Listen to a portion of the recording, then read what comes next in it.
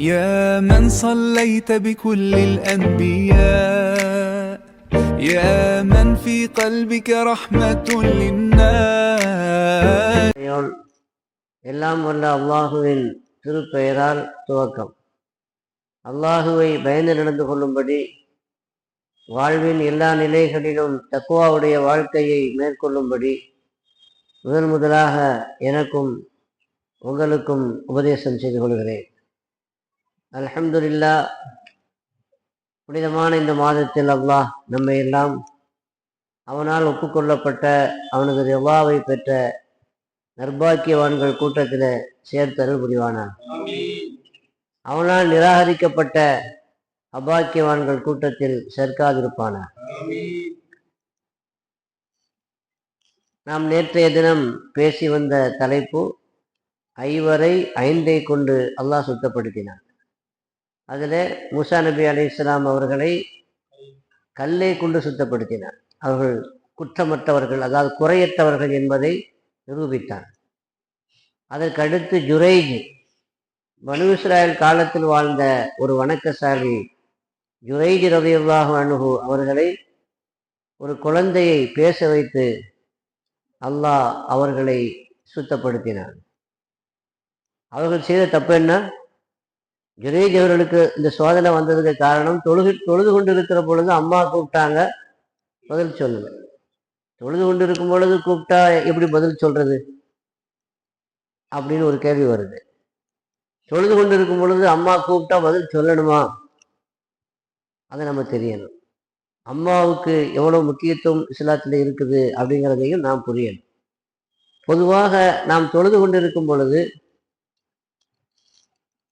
ஹஜ்ரத் இமாம் நவவி ரஹ்மத்துல்லாஹி அலைஹி சொல்றாங்க, பரலான தொழுகை தொழுது கொண்டிருக்கிறாரு,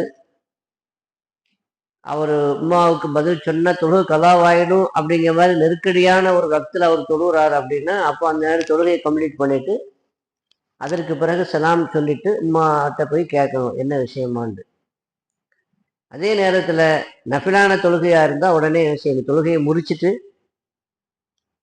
அம்மாவுடைய கூப்பிட்ட குரலுக்கு பதில் சொல்லணும். இது சராசரியான ஒரு சட்டம்.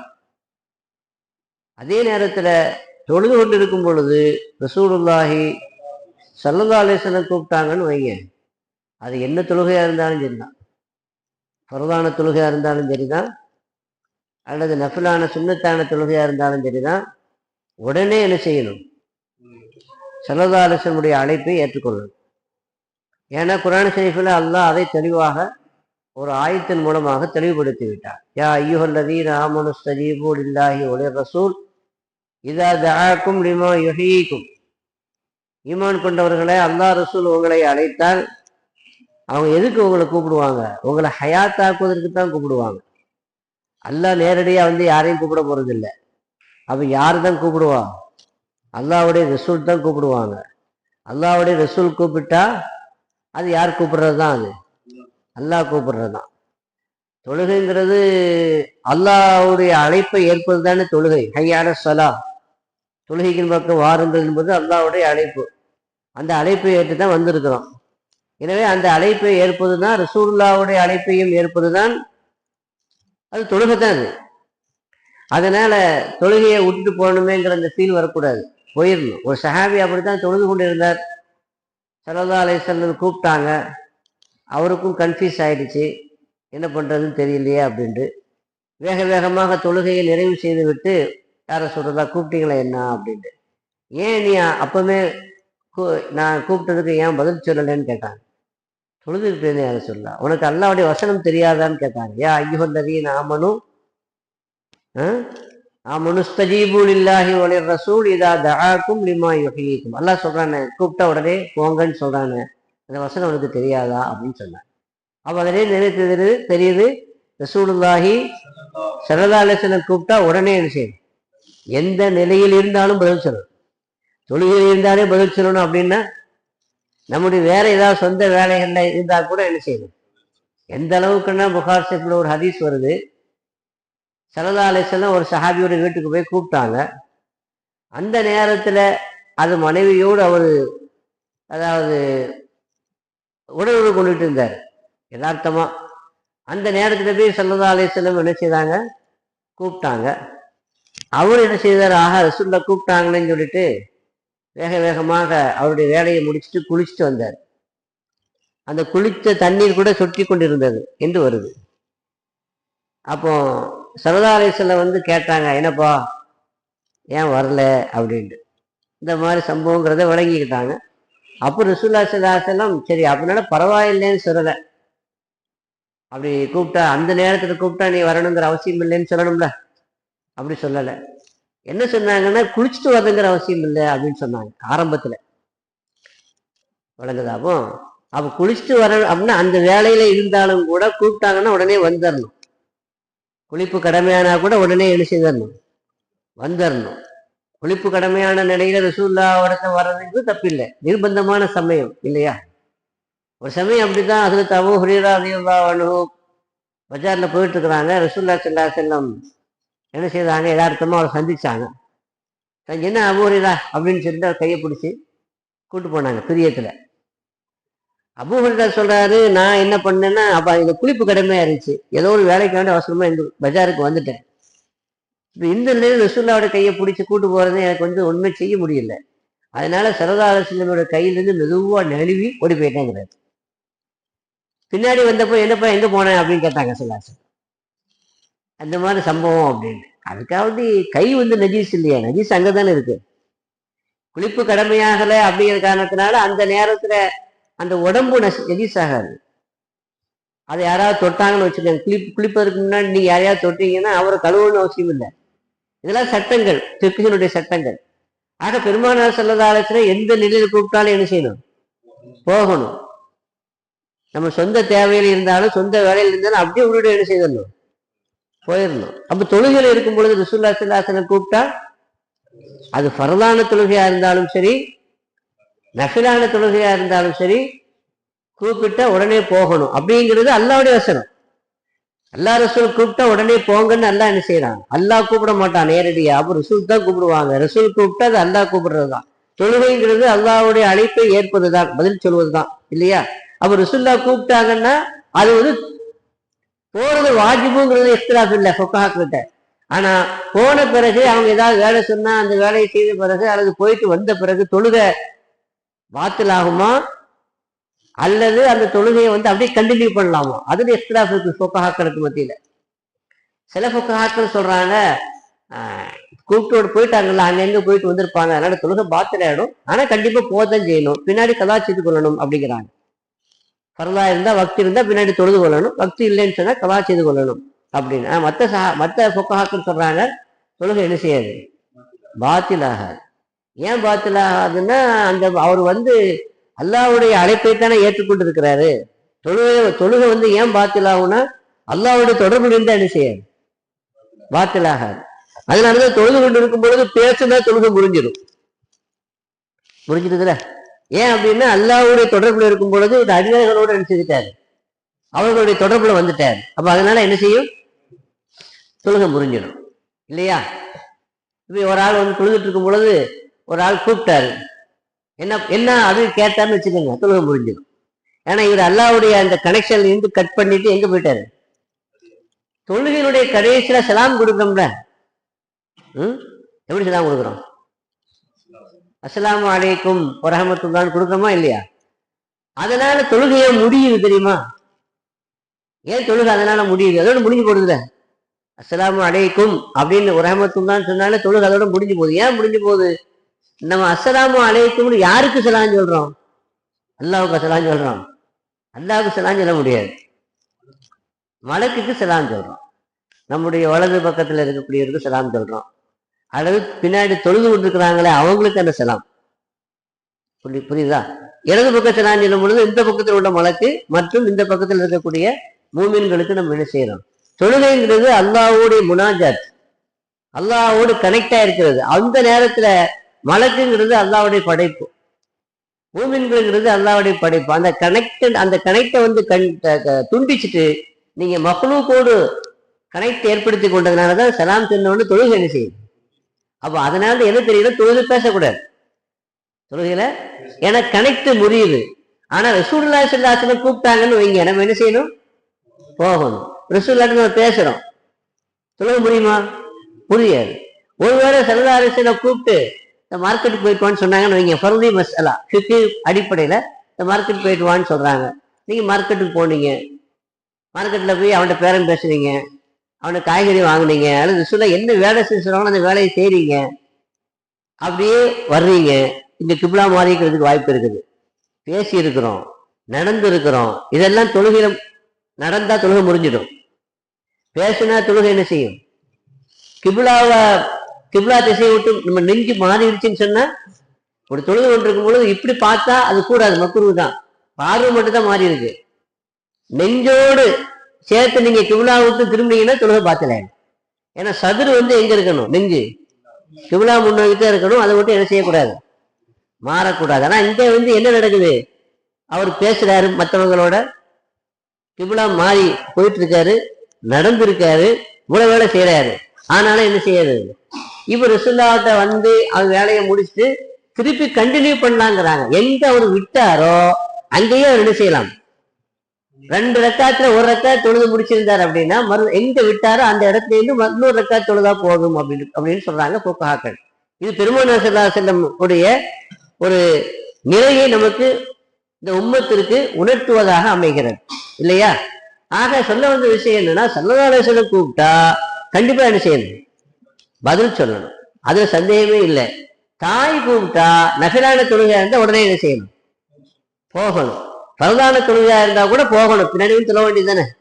பரதான தொழுகை வக்து ரொம்ப நெருக்கடி ஆயிடுச்சுன்னா மட்டும் தொழுகையை முடிச்சுட்டு போகணுங்கிறாங்க. ஆக இப்படிப்பட்ட நிலையில தாயினுடைய சொல்லு அல்லாஹ்வுக்கு அடுத்தபடி, வக்கல்லா ரப்புக்கு அல்லா தஅபுது இல்லா இய்யாஹு பில் வாலிதைனி இஹ்சானா, ரப்புக்கு நீங்க வணங்கணும், அவனைத்தான் வணங்கணும், வேற யாரையும் என்ன செய்யக்கூடாது என்று அல்லாஹ் ஜட்ஜ்மெண்ட் தீர்ப்பு எழுதிட்டான். அடுத்த அல்லாஹ்வுடைய ஜட்ஜ்மெண்ட் என்னன்னா, பெற்றோர்களுக்கு என்ன செய்யணும்? உபகாரம் செய்யணும். அல்லாஹ் ரசூலுக்கு அடுத்தபடியாக நம்ம யாருக்கு கடமை செய்ய வேண்டும்? அதனால தாயினுடைய சொல்லு, அதிலேயும் குறிப்பாக தாயினுடைய சொல்லுக்கு ரொம்ப ரொம்ப சரியத்துல முக்கியத்துவம் இருக்கிறது என்பதை இந்த சம்பவம் நமக்கு என்ன செய்கிறது?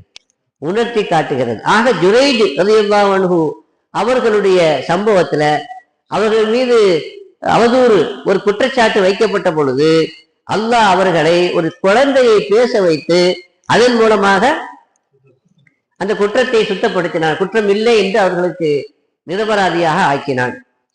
3 குழந்தைகள் பேசுன்னு ரசூலுல்லாஹ் சொல்லியிருக்கிறாங்க. 1 ஈசா அலைஹிஸ்ஸலாம், 2வது இந்த ஜுரைஜுக்காக வேண்டி பேசல அந்த குழந்தை, 3வது யூசுப் அலைஹிஸ்ஸலாமுக்காக வேண்டி சாட்சி சொன்ன குழந்தை. இப்போ அந்த 5 கொண்டு அல்லாஹ் சுத்தப்படுத்தினான். அதுல 2 பேரை பார்த்துட்டோம் இல்லையா? 1வது மூசா நபி அலைஹிஸ்ஸலாம், 2வது ஜுரைஜ், 3வது ஈசா மரியம் அம்மாவின் மீது அது அவதூறு சொல்லப்பட்டுச்சு. அது பொதுவாக உலகத்தினுடைய இயற்கை. ஏன்னா கல்யாணமே ஆகாம ஆண் துணையே இல்லாம ஒரு குழந்தையை பெற்றெடுத்தா யாரும் என்ன செய்யத்தான் செய்வாங்க? குறை சொல்லத்தான் செய்வாங்க. அந்த அடிப்படையில் எல்லாரும் சேர்ந்து என்ன செய்வாங்க? என்னம்மா வேலை செய்துட்டு வந்திருக்கிற, அப்பாவும் இந்த மாதிரி ஆள் இல்லையா, அவங்க உமாவும் இந்த மாதிரி ஆள் இல்லையா, 2 குடும்பத்தில் உள்ள பெண் இல்லவா, அப்படி பண்ணிட்டியே, அவங்க அப்படிலாம் வரும், கேவலமா பேசுவாங்க, இப்படி ஒரு அவமானம் வரும்னு சொல்லித்தான் அவங்களுக்கு இந்த பிரசவ வேதனை வந்த உடனேயே காலத்தை அலைத்தனி வித்து கபுலஹாதா குந்து நசியம் மன்சியா, நான் இதுக்கு முன்னாடியே இறந்து போயிருக்க மாட்டானா, இப்படிப்பட்ட ஒரு அவலமான பேச்சுக்கு நான் ஆளாக வேண்டிய ஒரு நிலை வந்து விட்டதே என்று தனது வேதனையை வெளிப்படுத்துறாங்க. ஆனா அந்த மாதிரியான சிச்சுவேஷன் நிலவரம். அப்போ குழந்தையோடு வர்றாங்க, எங்க ஊருக்கு வர்றாங்க, வீட்டுக்கு வர்றாங்க. குழந்தையோடு கல்யாணம் முடிக்காத ஒரு கன்னிப்பெண் ஒரு குழந்தைய தூக்கிட்டு வந்தா என்ன நினைப்பாங்க? அப்படித்தானே நினைப்பாங்க. அப்போ என்னான்னு கேட்டாங்க. என்னம்மா இந்த மாதிரி பண்ணிட்டேன்னு கேட்டப்போ அல்லாஹ் ஏற்கனவே சொல்லியிருந்தான், நீ ஒன்றும் பேசக்கூடாது அப்படின்னு, நான் பார்த்துக்கிறேன் தான். அவ என்னம்மா இந்த மாதிரி வேலை செய்துட்டு வந்திருக்கேன்னு கேட்ட பொழுது அஷாரத்து இலை, அந்த குழந்தையை பார்த்து இஷாரா செய்தார். குழந்தை யாரு? ஈசா நபி இஷாரா செய்தாங்க. அப்படின்னா அர்த்தம் என்னங்கிறது அங்கேயே கேட்டுக்கங்கிற அர்த்தம். காலு கைஃபனு கல்லிமு மன்கான ஃபில் மஹதி சபியா, என்னம்மா நீ சொல்ற, தொட்டில்ல குழந்தையாக இருக்கக்கூடிய அந்த பேபிகிட்ட நாங்க எப்படி பேசுறது அப்படின்னு கேட்டாங்க. உடனே ஈசா நபி அலைஹிஸ்ஸலாம் என்ன செய்தாங்க? பேச ஆரம்பிச்சிட்டாங்க. கால இன்னி அபுதுல்லா, ஆத்தானியல் கிதாப வஜஅலனி நபியன் வஜஅலனி முபாரக்கன் ஐனமா குந்து வஅௌசானி பிஸ்ஸலாத்தி வஸ்ஸகாத்தி மா தும்து ஹய்யா வபர்ரன் பிவாலிததி. எவ்வளவு சொல்றாங்க, கொஞ்சம் சொல்லல, நிறைய பேசுறாங்க. இன்னி அப்துல்லா, நான் அல்லாஹ்வுடைய ஒரு அடிமை.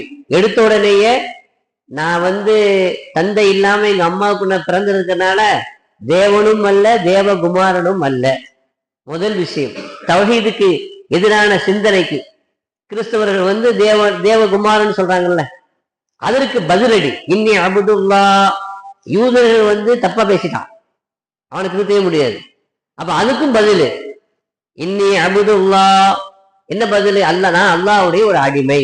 ஆத்தானியல் கிதாப, அல்லாஹ் எனக்கு வேதத்தை கொடுத்திருக்கான்னு சொன்னாங்க. அப்பவுமே ஆத்தானியல் கிதாப, அப்புறம் என்னங்க, இன்னி அப்துல்லா ஆத்தானியல் கிதாப வஜஅலனி நபியம் முபாரகா, என்ன முபாரக்கான நபியாக அல்லாஹ் ஆக்கியிருக்கிறான். ஜினாவுல பிறந்த குழந்தையாக நபி ஆக்குவானா? ஆக்க மாட்டான், அவுதுபில்லா. அப்ப என்ன முபாரக்கான நபியாக ஆக்கியிருக்கிறான். வஜஅலனி நபியம் முபாரகா, அப்புறம் வஜஅலனி நபியம் முபாரக்கன் ஐனமா வஅௌசானி பிஸ்ஸலாத்தி வஸ்ஸகாத்தி மா தும்து ஹய்யா. அப்பவே சொல்றாங்க எல்லாத்தையும், நான் தொழ வேண்டும், ஜக்காத்து கொடுக்க வேண்டும், நான் ஹயாத்தாக இருக்கும் காலம் எல்லாம் நான் ஜக்காத்து கொடுத்துக்கிட்டு இருக்க வேண்டும், தொழுது கொண்டு இருக்க வேண்டும். சில பேர் ஒரு வருஷத்துல கொடுத்தா முடிஞ்சு போச்சு, அடுத்த வருஷம் கொடுக்க தேவையில்லைங்கிறான், வீணா போனவனும். ஆனா அல்லாஹ் சொல்றான் ஈசா நபி மூலமாக நான் ஹயாத்தா இருக்கும் காலம் எல்லாம் கொடுத்து கொண்டே இருக்க வேண்டும், வருடா வருடம் கொடுத்து கொண்டே இருக்க வேண்டும், தொழுது கொண்டே இருக்க வேண்டும். தொழுகையை விடுவதற்கு அனுமதி இல்லை, ஜக்காத்தை விடுவதற்கும் அனுமதி இல்லை. வஅௌசானி பிஸ்ஸலாத்தி வஸ்ஸகாத்தி மா தும்து ஹய்யா. அடுத்து சொல்றாங்க வபர்ரம் பிவாலிததி, என் தாய்க்கு நான் நன்மை செய்ய வேண்டும் என்பதும் அல்லாஹ் எனக்கு வசியத் செய்திருக்கிறார். சுப்ஹானல்லாஹ். அங்கேயும் தாயினுடைய அதாவது உரிமைகள், தாயினுடைய கடமைகள் அங்கு என்ன செய்யப்படுது, நிலைநாட்டப்படுது. வபர்ரம் பிவாலிததி வலம் யஜஅல்னி ஜப்பாரன் ஷகியா. அல்லாஹ் என்ன அதிகாரம் செய்யக்கூடிய ஒரு அபாக்கியவானாக, மக்களுக்கு தொந்தரவு செய்யக்கூடிய, வன்மத்தை ஏவக்கூடியவனாக என்ன செய்யல, மென்மையான ஒரு நபியாக ஆக்கினான். ஈசா அலைஹிஸ்ஸலாமுடைய உபதேசமே கருணை தானே. ஈசா அலைஹிஸ்ஸலாமுடைய உபதேசம் என்னதான், கருணையினுடைய வடிவம் தான் ஈசா நபி அலைஹிஸ்ஸலாம். அல்லாஹ் என்ன அப்படித்தான் ஆக்கியிருக்கிறான் அப்படின்னு சொல்றாங்க. லம் யஜஅல்னி ஜப்பாரன் ஷகியா வஸ்ஸலாமு அலைய யௌம உலித்து வயௌம உபஅது ஹய்யா. என் மீது சோபனம் சாந்தி உண்டாவதாக, நான் பிறந்த நாள், அஸ்ஸலாமு அலைய யௌம உலித்து வயௌம அமூத்து, நான் இறக்கும் நாள், வயௌம உபாது ஹய்யா, உயிரோடு எழுப்பப்படுகிற நாள். இந்த 3 நாளைக்கு எனக்கு என்ன உண்டாவதாக, சலாமத்து உண்டாவதாக வாழ்த்து சொல்றாங்க. இந்த 2 விஷயத்தை விளங்கணும். ஒரு மனிதனுடைய வாழ்க்கையில பிறந்த நாளுக்குன்னு ஒரு சிறப்பு இருக்கிறது, பிறந்த நாளுக்குன்னு. 2வது இறந்த நாளுக்கு சிறப்பு இருக்கிறது. அப்ப நாம ரசூலுல்லாஹி ஸல்லல்லாஹு அலைஹி வஸல்லம் பிறந்த நாளை மஹப்பத்தோடு கொண்டாடுறோமா இல்லையா? அதுக்கு இந்த ஆயத்து ஆதாரம். பிறந்த நாளுக்கு ஒரு சிறப்பு இருக்குது. இல்லைன்னா யௌம உலித்து, பொதுவா என் மீது சலாம் உண்டான்னு சொல்லிருக்கலாம்ல. நான் பிறந்த அந்த நாள், அது அந்த நாளில் என் மீது சலாம் உண்டாகட்டுமா. அப்புறம் நான் மௌத்தாகக்கூடிய நாள், நம்ம வழிபாடுகளுடைய மரணமாகக்கூடிய நாட்கள்ல நம்ம உருஸ் கொண்டாடுறோம், அவங்களுக்கு ஃபாத்தியா ஓதுறோம், அவங்களுக்கு செய்ய வேண்டிய நினைவுகளை மக்களுக்கு மத்தியில எடுத்து சொல்கிறோம், தர்மங்கள் செய்கிறோம், சோறு கொடுக்கின்றோம். இதெல்லாம் இந்த நாளுக்கு சிறப்பு இருக்கிறது என்பதை இந்த வசனம் காட்டுது. 1வது. 2வது, இங்க நம்ம சிந்திக்க வேண்டிய விஷயம் என்னன்னா, அது சொல்லலாமா இல்லைன்னு தெரியல, அதெல்லாம் வேண்டாம். வஸ்ஸலாமு அலைய யௌம உலித்து வயௌம உபஅது ஹய்யான்னு சொல்லி அவங்க என்ன செய்தாங்க, சொன்னாங்க. ஆக குழந்தை பேசிச்சு. யாரு? ஈசா நபி அலைஹிஸ்ஸலாம் பேசுனாங்க. 3 குழந்தையில 2வது குழந்தை யாரு? ஈசா நபி அலைஹிஸ்ஸலாம். குழந்தை ஈசாவை பேச வைத்து அவங்க தாய் மரியமை என்ன செய்தாங்கல்ல, சுத்தப்படுத்தினாங்க. எத்தனை பேருக்கு ஆச்சு? 3 பேர் ஆச்சு. 4வது, மொத்தம் 5 பேர் தானே. 5 பேர்ல மூசா அலைஹிஸ்ஸலாம், ஜுரைஜ், ஈசா நபி. 4வது யூசுப் அலைஹிஸ்ஸலாம். யூசுப் அலைஹிஸ்ஸலாமின் மீது அவங்களுடைய அந்த அசீஸ் ராஜாவுடைய மனைவி அபாண்டம் சுமத்தினாங்க. இவங்க தான் அவங்கள கூப்பிட்டாங்க, படுக்கைக்கு அழைத்தார்கள். யார? அசீஸ் ராஜாவுடைய மனைவி யூசுப் அலைஹிஸ்ஸலாம் அவங்களுடைய அடிமை. கூப்பிட்டா வரத்தனை செய்யணும். எஜமானி அம்மா கூப்பிடுறாங்கன்னு சொன்னோன்னு என்னன்னு அப்படின்னு கேட்க போனாங்க. போன உடனே ஏற்கனவே செட்டப் பண்ணிட்டாங்க, ஒவ்வொரு வாசலையே அடைச்சிருங்க, அடைச்சிருங்கன்னு சொல்லிட்டாங்க. கடைசி வாசல் வரைக்கும் அடைக்கப்பட்டுருச்சு. வந்த உடனே என்ன சொன்னாங்க, ஹைத்தலிக் அப்படின்னாங்க, வாங்க நம்ம என்னுடைய ஆசையை நிறைவேற்றி வைங்க அப்படின்னு சொன்னாங்க.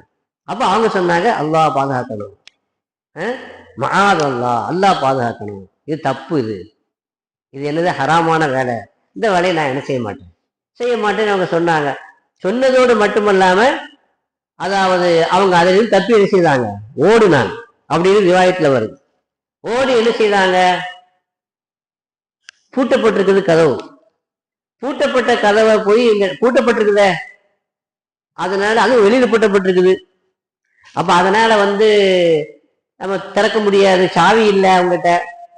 அப்படியே சாவி இருந்தாலும் பூட்டு எங்க இருக்குது, வெளியில் இருக்குது, ஒண்ணும் செய்ய முடியாதுன்னு சொல்லிட்டாங்க. என்ன செய்யல, நம்மளால ஏன்றதை நம்ம செய்யணும், நம்மளால ஏன்றது என்ன செய்யணும், முடிஞ்ச வரைக்கும் நம்மளால ஒரு தப்பை விட்டும் ஒரு பாவத்தை விட்டும் எவ்வளவு தூரம் போக முடியுமோ அவ்வளவு தூரம் போக முடியும். என்னால போக முடியும்னு அங்கேயே நிக்கல, அவங்க வேகமா போய் கதவுல அதாவது பூட்டுல கை வச்சாங்க, திறந்துருச்சு. பூட்டுல கை வச்சாங்க, இப்படி 7 வாசலும் திறந்துருச்சு. பின்னாடி அந்த அம்மா விரட்டிக்கிட்டு வர்றாங்க. 2 பேருக்கு மத்தியில ஒரு ஃபைட் நடந்துச்சு. தப்பான வேலைக்கு அவங்க அழைக்க, இவங்க மறுக்க, ஒரு சண்டை, ஒரு கைகலப்பு ஏற்படும்ல. அந்த கைகலப்புல அவங்க எல்லாத்தையும் உதறிட்டு அந்த அம்மாவை விட்டு உதறி விட்டு இவங்க தப்பிட்டு ஓடி வெளியே வருகிற பொழுது அங்க அசீஸ் வந்துட்டாரு. வெளியே வரும்போது யார் வந்துட்டாரு, இந்த அம்மாவுடைய கணவர் அந்த அந்த ராஜாவை வந்துட்டாரு. இங்க பார்த்தா எப்படி இருக்குது, ஒரு பக்கம் பின்னாடி அம்மா இருக்கிறாங்க, நடுவுல யார் இருக்காங்க, யூசுப் அலைஹிஸ்ஸலாம் இருக்கிறாங்க, அந்த பக்கம் யார் இருக்கிறார், அசீஸ் ராஜா இருக்கிறாரு.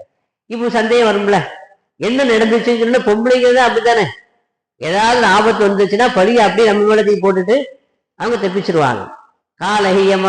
காலஹிய ராவதத்தினி அன்னப்சி, இவங்கதான் எனக்கு எடுக்க பார்த்தாருன்னு யாரு சொன்னா, அசீஸ் ராஜாவுடைய மனைவி சொன்னாங்க, இவங்க தான் என்னை கெடுக்க பார்த்தாங்க அப்படின்னு. நான் அப்படிலாம் இல்லைங்கன்னு அவர் என்ன செய்தாரு, சொன்னாரு. இப்ப இந்த நிர்பந்தமான ஒரு சூழ்நிலை, எந்த நபியையும் அல்லாஹ் இது மாதிரியான சூழ்நிலையில ஒரு களங்கம் ஏற்படுவதை அல்லாஹ் என்ன செய்ய மாட்டான், அனுமதிக்க மாட்டான். எனவே இந்த ஸ்பாட்லயே அதை என்ன செய்யணும், அவங்க களங்கமற்றவர்கள், அவங்க தூய்மையானவர்கள்ங்கிறத சொல்லணும்ல. அப்படி சொல்வதற்காக என்ன செய்தான், ஷஹீத ஷாஹிதும் மின் அஹ்லியா இன்கான கமீசுஹு குத்த மின் குபுலின் ஃபஸதகத் வஹுவ மினல் காதிபீன். தொட்டில் குழந்தை பேசியது. தொட்டில் குழந்தை என்ன பேசிச்சு, அவங்க சட்டை கிழிஞ்சிருக்கான்னு பாருங்க. இப்ப 2 பேர் முதல்ல கைகலப்புல இழுத்துப்பாங்கல்ல, அப்ப சட்டை கிழிஞ்சிருக்கும். முன்பகுதி கிழிஞ்சிருக்குதா பின்பகுதி கிழிஞ்சிருக்கான்னு பாருங்க. முன்பகுதி கிழிஞ்சிருக்குன்னா இவர் கெடுக்க போயிருக்கிறாரு, அந்த அம்மா தட்டி இருக்கிறாங்க, அதுல சட்டை என்ன இருக்கும், கிழிஞ்சிருக்கும் இல்லையா. அதுதான் அந்த குழந்தை பேசியது.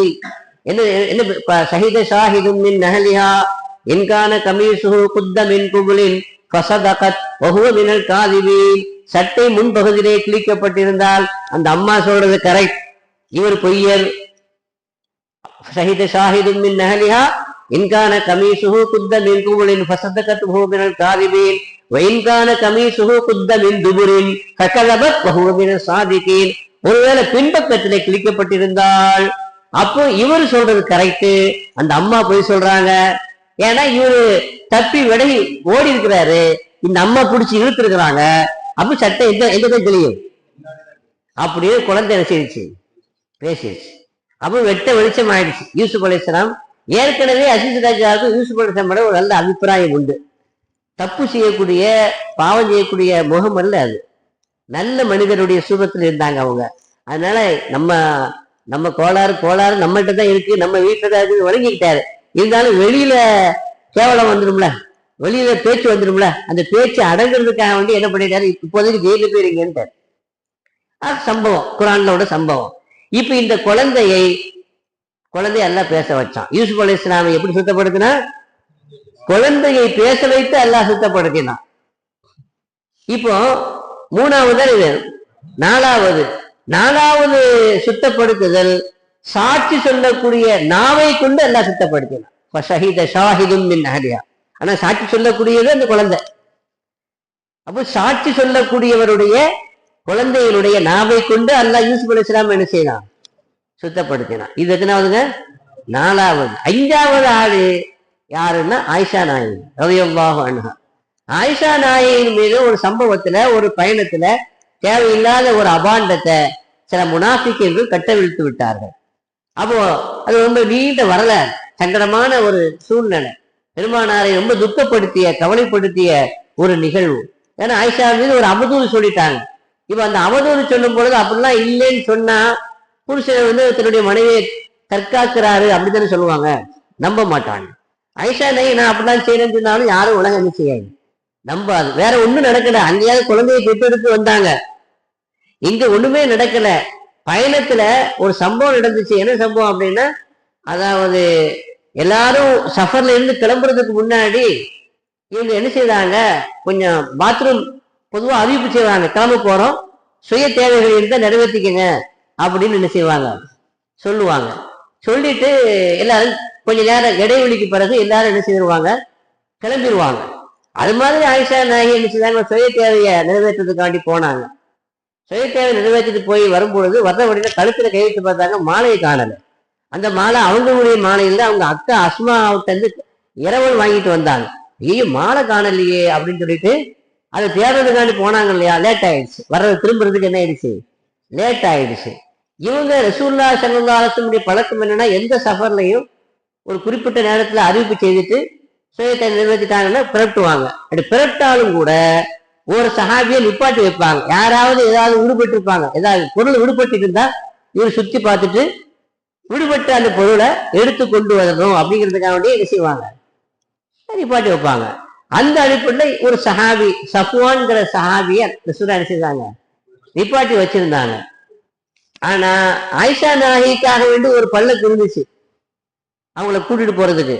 அந்த பல்லக்குல ஆயிஷா நாயகி இருக்கிறாங்க அப்படின்னு நினைச்சுக்கிட்டு அந்த பல்லக்கை ஓட்டிட்டு போகக்கூடிய சஹாபி என்ன செய்துட்டு போயிட்டாரு, அந்த பல்லக்கத்துக்கு வண்டியில வச்சு அந்த ஒட்டகத்துல வச்சு அந்த ஒட்டகத்தை ஓட்டிட்டு போயிட்டாரு. காரணம் என்னன்னா, ஆயிஷா நாயகி ரொம்ப ஒல்லியா இருப்பாங்க, அதனால இருக்கிறதும் தெரியாது, இல்லாம இருக்கிறதும் தெரியாது, ஒண்ணுதான். சில பேருடைய உடம்பு ரொம்ப கனமா இருந்தா தான் பின்னாடி ஆள் இருக்கா இல்லைன்னு தெரியும். சைக்கிள்ல போறீங்கன்னு வச்சுக்கோங்களேன், இப்போ வண்டி தபடப்பான்னு வண்டியில போனா தெரியாது, கணம் நமக்கு தெரியாது. ஆனா சைக்கிள்ல நீங்க போறீங்கன்னா பின்னாடி ஒரு ஆள் உட்கார்ந்து இருக்கிறாரு அப்படின்னா, கனமா இருந்தா இருக்கிறதும் தெரியும், இல்லாம இருக்கிறதும் தெரியும். உள்ளியா இருந்தாலும் வைங்க, இருந்தாலும் ஒண்ணுதான், இல்லாட்டாலும் ஒண்ணுதான். ஒரு சமயம் அப்படிதான் என்னுடைய மாணவர் முஸ்தபா மஸ்லஹி சைக்கிள்ல என்னை பின்னாடி வச்சுட்டு போனாரு.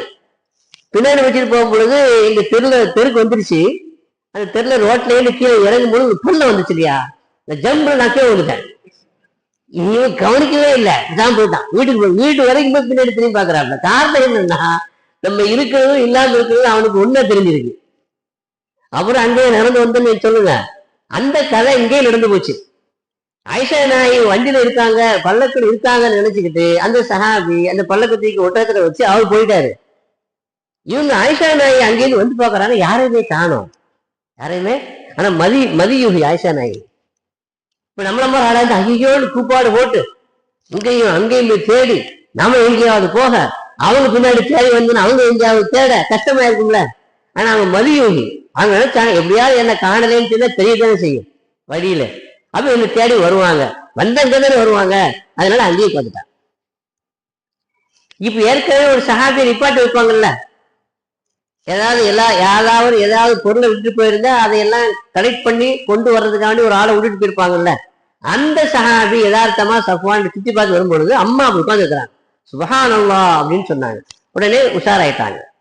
உடனே அவங்க என்ன செய்யல, ஹதீஸ்லயே வருது புகாரியில, அவங்க அம்மா அதுக்கு பேர் அம்மாவை பார்க்கவே இல்லை. அவங்க அந்த ஒட்டகத்தை கொண்டு நிப்பாட்டினாங்க. அதுல அம்மா என்ன செய்தாங்க, அது ஒட்டகத்தை உட்கார வைப்பாங்க, அப்படிதான் ஏற முடியும்.